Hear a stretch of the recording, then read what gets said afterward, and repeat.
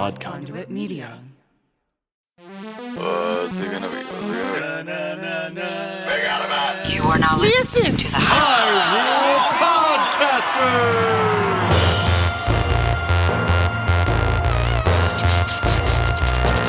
Rumble, rumble.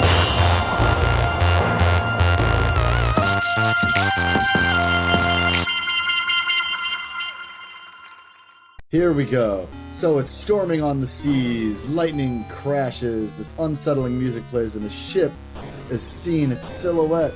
It's coming to the center of the screen. The music builds, the tension builds.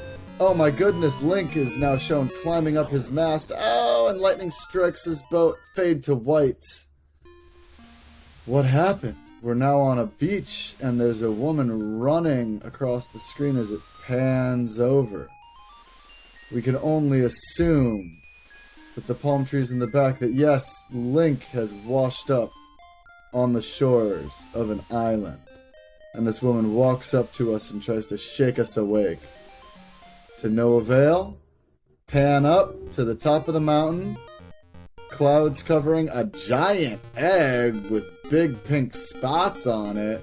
In the clouds, what's happening? The Legend of Zelda Link's Awakening DX 93, 98, Nintendo. And we hear that music that we're oh so familiar with. It really just pulls us right back into Zelda. Look at the colors, it's beautiful. So now we have the option to start a new character. We already got BB up top, so we're gonna. What are we naming ourselves this season, Ben? It's on you. I know. So apparently, if you name yourself Goopy, we're gonna be Goopy. I thought you'd like it. I love it. So apparently, if you name yourself Zelda here, you get different music that's a lot more intense, and we'll hear something like that music later. In the German game, if you name yourself after the guy who translated it, you get this wacky techno music. Maybe I'll play it in an intro in an upcoming episode. But for now, let's start the game! Oh my gosh, I've been waiting forever for this. So we come to in a little house with two twin beds, and the woman that rescued us is next to our bed, and we are restless and awake and look at her and blink. What a relief! I thought you'd never wake up. You were tossing and turning. What? Zelda? No, my name's Marin. You must still be feeling a little woozy. You're on Koholint Island. Link jumps out of bed, ready to go to action. Follow the lane south to reach the beach where I found you. Since you washed ashore, lots of nasty monsters have been in the area. So be careful, okay? Alright, we'll be careful. Let's go over and talk to what looks like your dad with a big shiny red nose. Well, Goopy, you finally snapped out of it. Name's Taryn. Hope you're feeling better. What? How do I know your name? You think it's weird, eh? Well, I saw it on the back of this shield. And we raised the shield above our head. You got your shield back. That's awesome. So we can press the button and repel enemies with the shield. Now, as we mentioned in the last episode, you have to press the button to use the shield. It's not a passive mode. What are you doing? Go smash the pots, bro. You gotta smash the pots. Wow, this looks pretty heavy. You won't be able to lift it with just your bare hands. So this is a problem in this game. Every time you approach an object you can't lift, it tells you that. And I will, wow, this looks pretty heavy. And I will not be reading it every time. But just know that if you're playing along, you might run into this. So we got some cuckoos out here. There's a chicken. And this little house, just a little modest one-story house, kind of resembles your house in A Link to the Past. Whoa, Make our way to the left, and there's already an Easter egg here. Yeah, so this is a chain chomp from the Super Mario Brothers game. Yeah. Who is here as what looks to be some kind of guard dog. So let's go on and see what's going on here. A pet, perhaps. Oh, there's a nice lady in here and a little maybe. Little baby chain chomp screaming. Ooh, hoo, hoo, hoo. My Bow Wow is so proud of his fine fur coat. All right, so I always thought chain chomps were covered in like cannonball material. Oh, look, and there's a little one in here. Makeup. jewels, dresses. I want it all. Sigh. And some new accessories would be nice. I feel you. I understand. I'm also a material girl living in a material world. You Patrick's also an have, like, accessory a fox kinda on guy. the screen. Yeah, very cute looking fox. So we head north and we see another cuckoo. Oh, we got a guy pond. fishing. How about some fishing, little buddy? It'll only charge you 10 roops. Well, we don't have 10 We don't roops, have so any money at all. you have to have more passion. Live a little. Facts. All right, well, Marin told us to take the lane headed south back towards the beach. So we're just going to Love keep this following this lane and see where it takes us. Oh, and we're no longer in the village. There's some little boys playing catch right here. Hey, man! When you want to save, just push all the buttons at once. Don't ask me what that means. I'm just a kid. I love how they like break the fourth wall in this game. It's so funny. So funny. Well, it seems that after you save, you will start at the last door you went through. I'm not really sure why that is, because I'm just a kid. It's like creepy. They like know what's going on. Oh, look, we're in a library. All right. And so if you've played Link to the Past, you will see, if you're in this room, that just like in A Link to the Past, there is a book up on a shelf that we cannot get. It's not a So when we chest. go up to the What? bookshelf, it says, "This is not a chest." What? You knew that? Okay. So they're definitely being metatextual with us here Yes, very early super on. metatextual. It's like kind of eerie to the extent like those kids. I don't know why I have this information. Pretty freaky. So then what you have here in the library, we're not going to go through the whole thing because we don't want to bore you, but they have things like selecting the item that's right for you. Read this book. And so this is where you're able to come and learn about how to play the game. So if you didn't read the manual and you're kind of confused, there are 8 books in there that are going to walk you through a lot of the basic controls. So here we have a sign, so we could head east towards Tail Cave, or we could head south towards Toronbo Shores. And Marin told us just to follow this trail, so we're just going to keep following this trail down. We hop off Oh. the ledges. We see our first little itty bitty enemy. And that little bitty enemy is the classic Octo Rock. They're a little red in the DX version of this game. This sign says, "Beware of the sea urchins. Don't touch them with your bare hands." Well, I have person hands. So I will Can I tell touch you them with that? that when I was younger, I can remember this taking me so long to figure out what you had to do here. So what you have to do, and this teaches you early on that you have to activate your shield, unlike in other games. You have to hold the B yeah. button down, get the shield in front of you, and then you're able to move these Oh, you can just push sea it. urchins. Yeah, so looking at this from the context of how does this game teach you how to play the game, we have books, we have a sign telling us to use our shield for the sea urchins, but not quite giving it away. We just encountered some levers, by the way, which you might remember from... Classic levers. Yep. And here we First have, a sword that we almost got. Hoot hoot! Hoot hoot! So, you are the lad who owns the sword. Now I understand why the monsters are starting to act so violently. A courageous lad has come to wake the Windfish. It is said that you cannot leave the island unless you wake the Windfish. You should now go north to the mysterious forest. I will wait for you there. Hoot! Goodbye, Owl. Thanks for all the information. Let's pick up our sword. Yes, and energy surges into it as we hold it above our head. You found your sword. It must be yours because it has your name engraved on it. Wow, it says Goopy on the sword. That's incredible.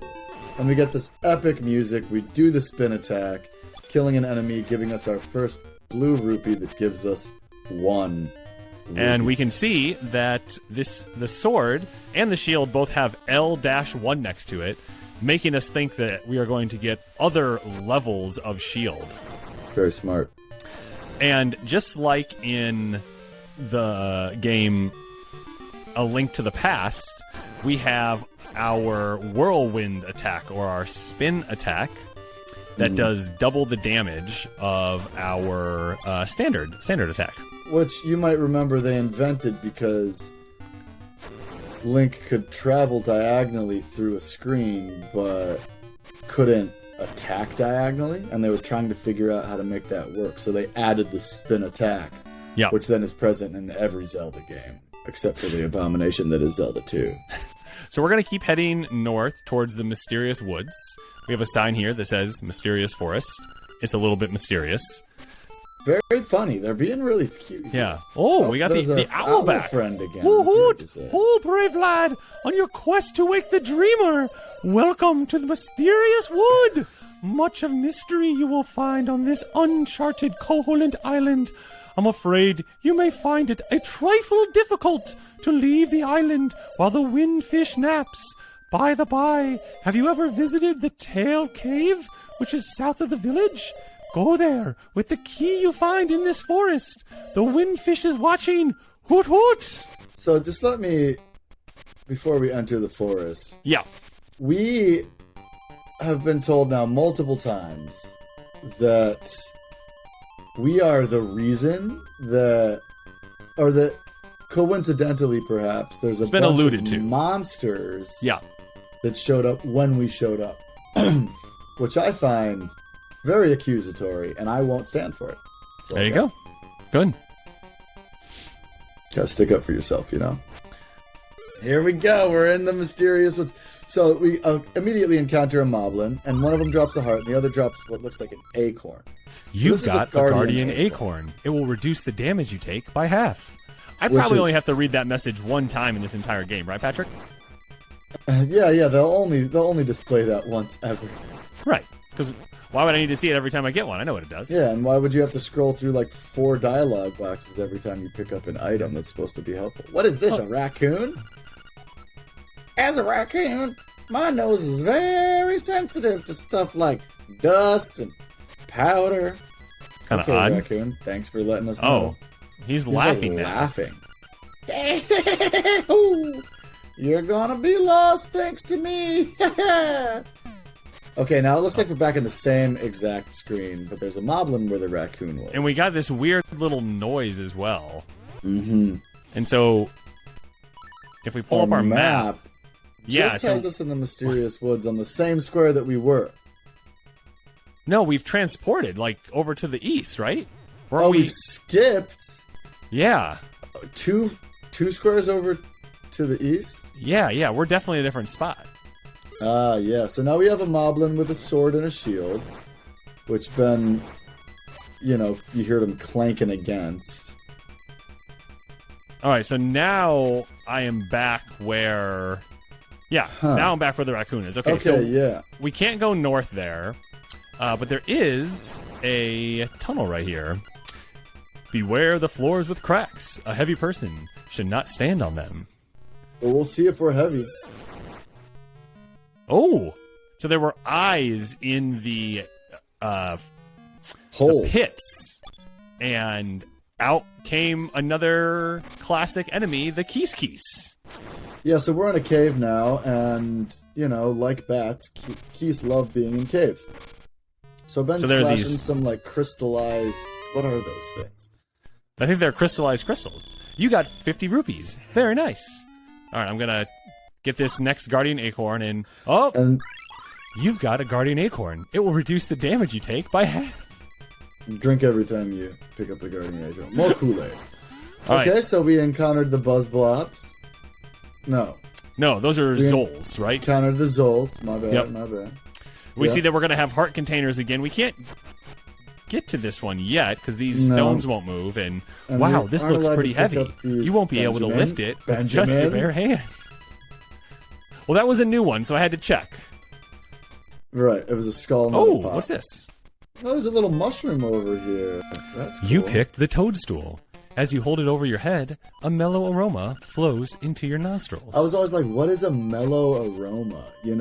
What writing? So we're just going to keep going north here. We go, oh, can't go any further north. There's a glitch here that you can use. Yes. You get hit by the enemy and hop over that. Yes, it's very cool. Mm-hmm. So this game had a couple glitches in the original. I'm not sure if they work on the DX version. We're backtracking right now, by the way. So, as we go through the cave, I recall that you could press the select button as you cross into a new screen.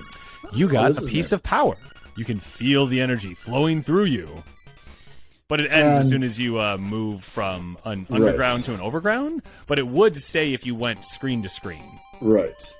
So, again, you press select as you enter a new screen, and it warps your character onto the exact opposite end of the screen, which is a really cool glitch to play with. I've beaten the game very quickly that way.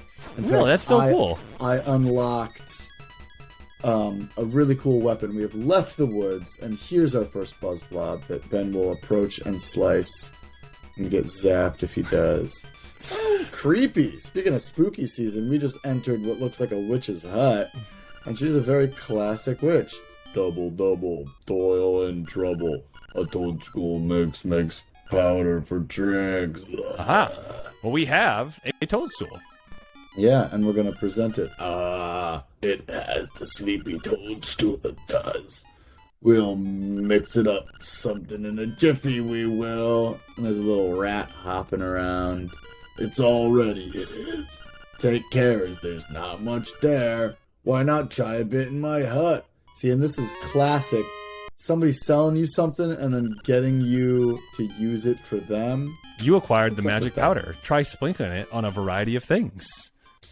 It's like buying your bartender a shot, I guess. Good job. Use it on your enemies and see what happens. If you run out, go to the forest, pick some mushrooms, and I will make you more. So, as you can see, we've acquired the magic powder. Now I'm going to suggest to Ben that he re-equip his sword. Which is something that you got to be diligent about. And Ben's going to walk up and slice this Buzz Blob. Oh, he just put powder right on it. Talk to it. Talk to the Buzz Blob now that it has magic powder. It gets like eyes. Hey, man. Try to talk to it again. Don't powder it. You know me. I like short names the best. What the heck? Try to talk to it again. It can display millions of polygons. It's broken. Talk to it again. I definitely need it as soon as possible. Oh my gosh. Hey man. So it resets. We broke the Buzz Blob. Gave it glasses and now it's like saying things that sound like emails that you might get if you were working at Nintendo. Just bizarre. I mean, this did come out before the N64, so what are they talking about polygons for? So Ben just blew past a couple moblins. We also encountered a River Zora that was shooting flames at us while we toyed around with the powdered Buzz Blob. And now I think Ben's gonna hightail it back to this wacky raccoon, because the wacky raccoon said he was allergic to powder. Ben just used powder on a moblin and it caught fire. So hopefully this raccoon doesn't catch fire when we sprinkle stuff on it. Oh, he's going crazy. Spinning, bing-bonging around the screen. Bing-bonging. We're just watching. Whoa! Oh! The last thing I can remember was biting into a big juicy toadstool. Then I had the darndest dream. I was a raccoon. Yeah, sounds strange, but it sure was fun. All right, Marin. Wait, you're is wild. that Marin or is that Beetle? I think it's Beetle. It's Beetle right next to Marin. Oh! They must have been raccoons together. They must have been hanging out. What you got for us, Beetle? All right, so Thanks, we head Beetle. North of screen, and Ooh, we see a chest. Got some... Oh, you got the tail key. Now we can open the tail cave gate. That's awesome. Here comes our friend the owl. Take the key and go to the tail cave. Retrieve the instrument that is hidden there. Go now. The Windfish is waiting. Woot! All right, the Windfish is waiting. All right, so what an odd and mysterious name for a creature. I know. The Windfish. So I will be making our way back south, and the big question is, will I turn right at the correct time, or will I turn right too late? That is usually what happens to me. Yeah, it's easy to just get a little bit turned around in this game. They build up these barriers. Ooh, Ben's gonna jump down the well, it looks like. I love how they use that same thing from the last game. Yep. You got a piece of heart. Press select on the subscreen to see. So we got our first quarter of heart. We're gonna be collecting heart pieces and getting full hearts. You know, I love just walking around slicing bushes. It's so much fun. So It feels good. Yeah, there's some pits right there that we can't get over, so we gotta continue east. Slicing up Octo Rocks. Hey. And Ben just kicked an Octo Rock off the screen. So we approach the tail cave, and it looks like 3 little shrimp-like heads. Ben puts the key in one with the keyhole, and then enters a very modest-looking cave. Level 1. Tail cave. So this is beautiful. The walls are fuchsia. Wow. It looks... There's I've some never played green DX. statues. So this You've is... never played the DX version? No. Oh my gosh. No, this is beautiful. This is a beautiful game. It is a beautiful game. Oh. And immediately, we see a new enemy that we might recognize from a previous game. Ben opens up. Oh, he went to open a chest but got a Guardian Acorn instead. Now, while the Guardian Acorn does provide a service, it's also just so annoying. Yeah. And so in this game, we have the compass again, and it's going to show us where keys are, where the nightmare lair is, and this compass has a new feature. A tone will tell you if a key is hidden in a room when you enter, which is a very nice quality of life thing, I have to say. It is a very nice quality of life thing. So, Ben, did you get that key in the last room? Yeah. Good. But a key, we just heard the noise in this room right here. Mm-hmm. And so Exactly. we kill all the monsters. So there was a key in the last room, and we didn't hear the noise because we already got it. But in this room, bang! Kill the monsters, hit a switch, get a small key. So Pretty we can exciting. go left or right. So we're going to go left. The door is closed behind us. There are 4 keys here in the middle. Mm-hmm. We're going to knock them out. I mean, this first dungeon doesn't seem to be posing that big of a problem. We smash some crystals. We see a bombable wall over to our left, but alas, we do not have bombs yet. We get some rupees. It looks like we're probably going to cake up. It probably looks like we're going to stack. We're Yep. going to make some rupees in this dungeon. Ben Ooh, we got a slices the sling keys. blade. You see that right there? A trap, yes. We have a sling blade. And we go through the door that we unlock with... And Oh. so we have, these are bubbles? Are they called that in this game, Patrick? You know, I'm just going to assume that they're called that in this game. So As I now we pull have our up the first kind of character list mini at puzzle. ZeldaDungeon.net. And all we have to do is push a block a little bit, and it opens the door for us. But again, they are trying to show us kind of how to do this. So next, we're in this room where it has some bad guys that kind of charge at us with spiky helmets. Yeah, if you try and they're- hit them, you can't do bad. anything. They're bad guys. They also don't seem to fall in the pits. So what you have to do is if you hold your shield out, they will flip over and their spongy underbellies are exposed, and you're able to slice them. And when we do that, we get a set of stairs headed down into a dungeon. And what is this, Patrick? Oh my gosh, there are Goombas in this game That you can jump on. that you can jump on, and I love this music. It's not 4/4.